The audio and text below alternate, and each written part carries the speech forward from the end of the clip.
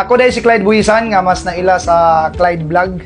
Ug akong gikalingawan karon is nag-focus na ko sa pag-vlog o pag-rides sa motorsiklo. Pagsugod na ako pag-vlog, nagbuhat kong page is 2019 pero dili pa kay ko kabalog edit, muna picture lang. Pag abot sa 2022, nag-focus na gidayon ko kay nakatuon-tuon naman ko og vlog. So nag-focus ko 2022, karon 2024 mga 2 ka tuig siguro kapit. How do you know RDM Shop? RDM nadunggan ako tong bag-o pa silang abot diri sa Cagayan de Oro. Kunya dayon nakita nako nga ang mga ginalantaw nako sa Metro Manila nga mga sit-up, nindot nga sit-up sa mga motor naa sa RDM. So dito na dayon mga pioneering mi nagtao diri sa RDM. Dayon daghan na pud mga inila ato diri sa Cagayan de Oro nga nagpa-sit up po dayon sa RDM. How's your first setup experience in RDM?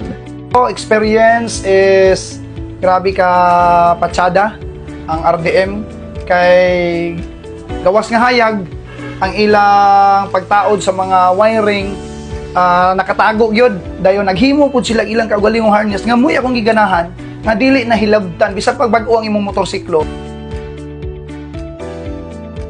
Kung maghisgot kag months, years, murag tuig kapin unya dayon nagpa-sit up ko ni RDM. Tingala ko di gyud madaot kay sa una man gud magpa-sit up ko dali ra kayo mga daot pero sadyang nasulayan ako si RDM. Grabe ka pulido, pila na lang katuig ang nilabay. Wala gyud daot-daot ang akong mga lights o kining horn.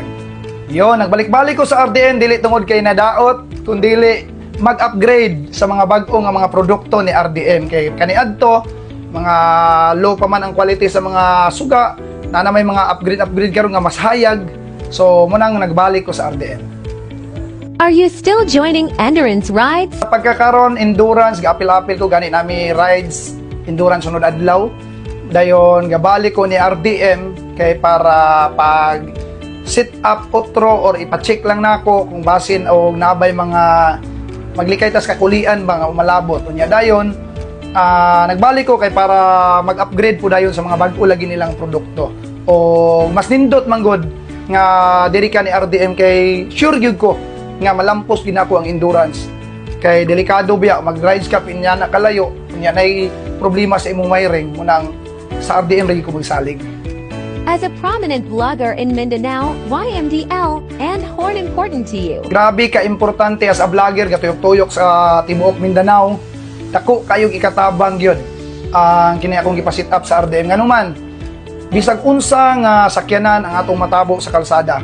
So nay mga dagko kayo gamit kayo ang kusog nga horn kay nay mga blind spot ba nga kita ga drive man ta sa sakyanan gyapon nay mga blind spot nga dili ta kabalo nga nay motor diha.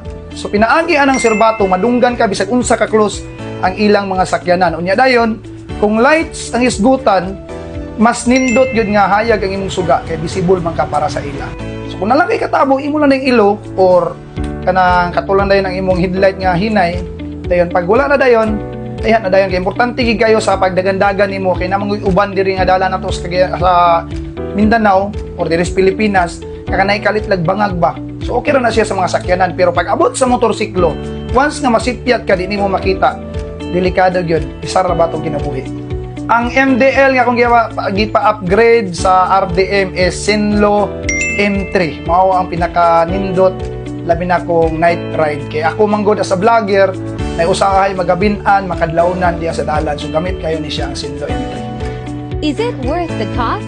Grabe ka worth it kay una paglantaw nako gwapo siya lang taon ikaduha mas nihayag pagid siya sa daan o angayan pud siya sa akong motorsiklo.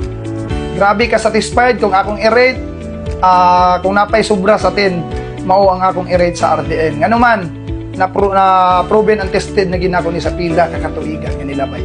Your message to all viewers.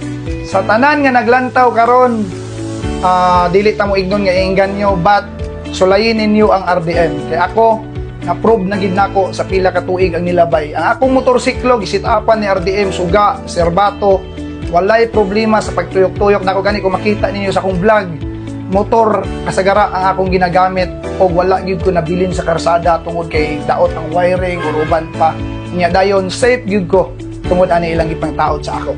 So, RDM, be bright, be safe.